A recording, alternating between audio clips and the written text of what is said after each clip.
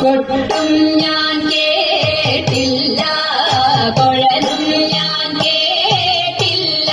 ഇത്തിരി മുല്ലക്കാരു കൊടുത്തു മുത്തു പതിച്ചൊരു പൂത്താലി